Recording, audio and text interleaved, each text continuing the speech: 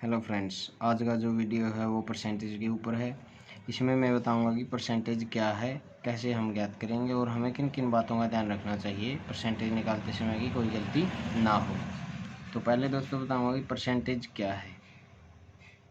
किसी भी संख्या का बेस 100 मानकर हम जो गणना करते हैं वो परसेंटेज होता है और परसेंटेज का ये चिन्ह है। और परसेंटेज दोस्तों कोई संख्या नहीं है अपने आप में। जैसे कि आपको कह दिया जाए कि 10%, तो 10% कोई संख्या नहीं है। किसी भी संख्या का 10% हो सकता है और वो 10% कोई भी वैल्यू हो सकती है। जैसे कि 10, 20, 30, 40, 80, 100, 200, 400। ठीक है दोस्तों। दूसरा दोस्तों कि परसेंटेज कैसे निकालते हैं। परसेंटेज निकालने के लिए हमें किसी भी संख्या को, जैसे आपको संख्या दे दी जाए कि 40, ये बताना है कि हमें ये 80 का 40 80 का कितना परसेंट है, कितना प्रतिशत है। तो दोस्तों हमें जो निकालना है वो ऊपर रखते हैं और जिसमें से निकालना है, जैसे कि ये 80 का बताना है तो 80 को नीचे, और हम किसी भी संख्या का परसेंटेज निकालने के लिए हम उसको 100 से गुणा करते हैं। 100 से गुणा करने पर जो आता है वो परसेंटेज होता है। तो दोस्तों ये 4 दूनी 8 और 2 50। तो दोस्तों ये जो 40 है वो 80 का 50% है। आगे दोस्तों प्रतिशत ये होता है, प्रतिशत का निशान या परसेंटेज का बोल देते हैं। और परसेंटेज के निशान को हटाने के लिए हमें इसके भाग में शो करना पड़ता है। जैसे कि अभी ये परसेंटेज है, 50% है। 50% को हटाने के लिए हम बटे में शो करेंगे और 80 को गुणा करेंगे।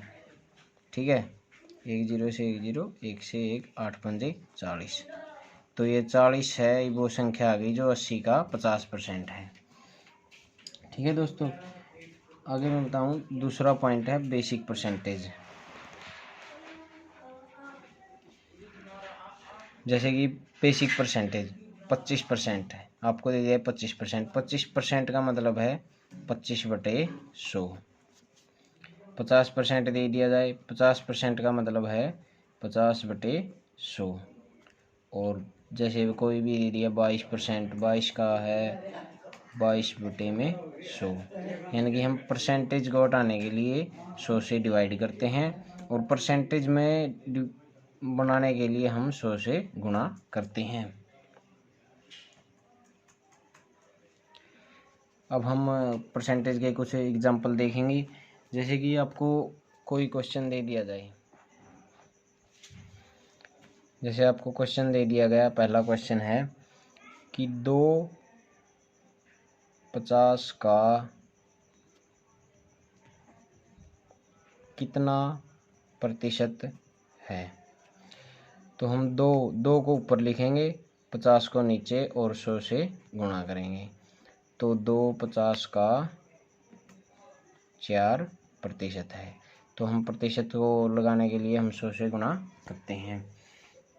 जैसे कि दूसरा एग्जांपल दे दिया जाए, दूसरा एग्जांपल है कि 300 का 25% कितना होगा।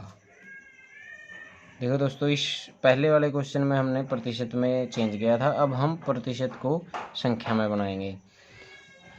जैसे कि प्रतिशत को हटाने के लिए 25/100 और गुणा में 300। ये 100 से 300 3 पर कट गया और 25 दिए 75।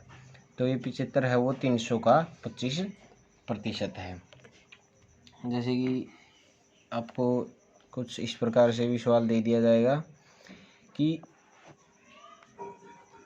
दिन के 3 घंटे कितने प्रतिशत के बराबर होंगे।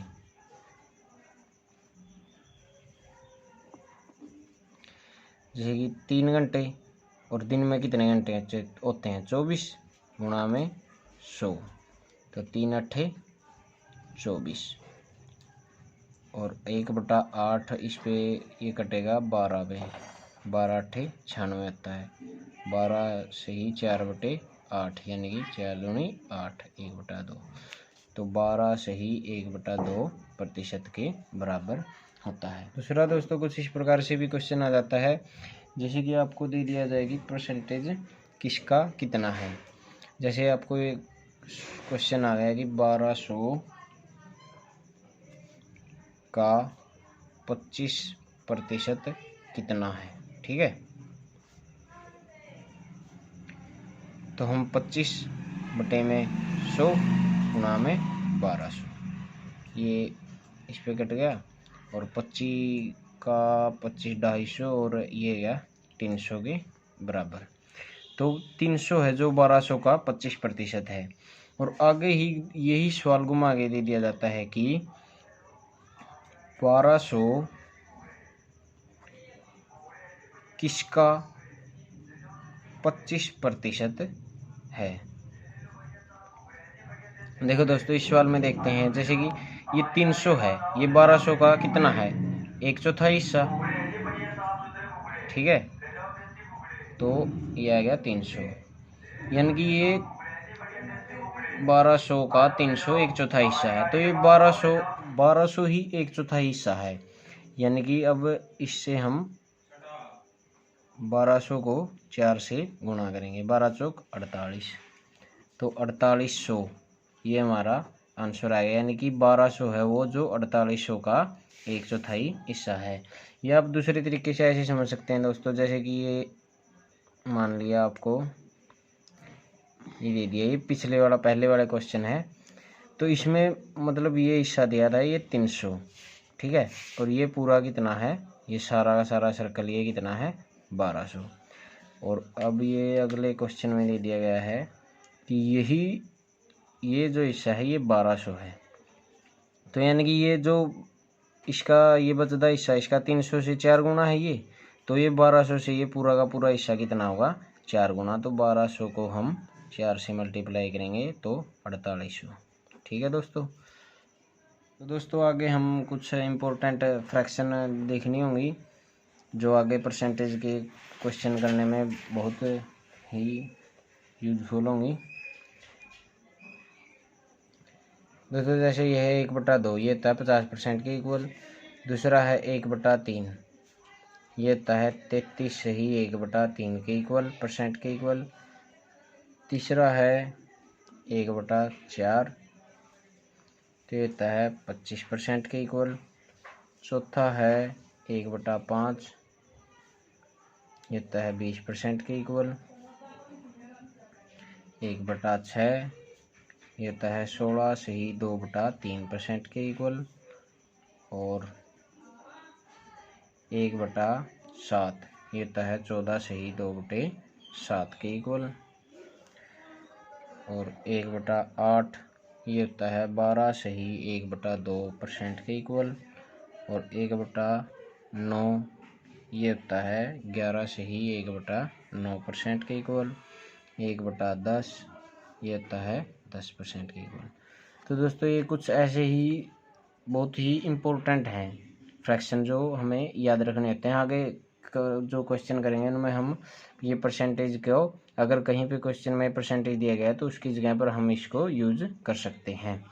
तो इसका मतलब ये है कि दोस्तों जैसे कि आप ये देख लो 1/2 50% के इक्वल है, तो यानी कि ये जो 1 है ये इस 2 का 50% है। तो बात ये कहने की हम आगे ऐसे ही क्वेश्चनों में यूज करेंगे, जैसे कि ये 1/4 है, ये कितना है 25% के इक्वल। तो यानी कि ये एक कितना है 25% के इक्वल। ये 1 क्या है, ये 25% के इक्वल है, तो 4 क्या होगा 100% के इक्वल।